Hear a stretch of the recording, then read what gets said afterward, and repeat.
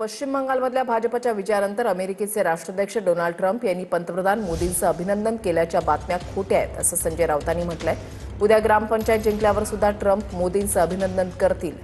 राऊतांनी मोदींवर या शब्दात टीका केली आहे। डोनाल्ड ट्रम्पने म्हणे मोदींचं अभिनंदन केलं आहे पश्चिम बंगाल जिंकल्याबद्दल। मुळात ती बातमी भारतीय जनता पक्षानं खोटी बातमी पसरवली की डोनाल्ड ट्रम्पने अभिनंदन केलं। कशा करता?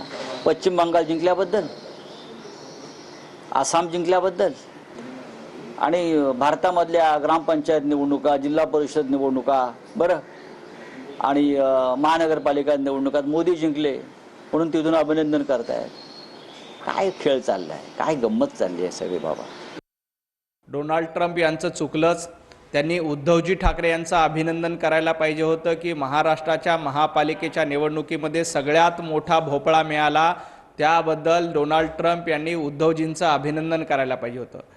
जिल्हा परिषद निवडणुकीमध्ये उबाटा गटाला भोपळा मिळाला, त्याबद्दल डोनाल्ड ट्रम्प यांनी उद्धवजींचं अभिनंदन करायला पाहिजे होतं। आणि आपले आमदार सांभाळता आले नाही याबद्दल संजय राऊत आणि उद्धवजी ठाकरे यांचं अभिनंदन डोनाल्ड ट्रम्प यांनी करायला पाहिजे होतं। परंतु डोनाल्ड ट्रम्प यांचं चुकलं आणि त्याचा जाब आज संजय राऊतांनी ट्विट करून विचारला।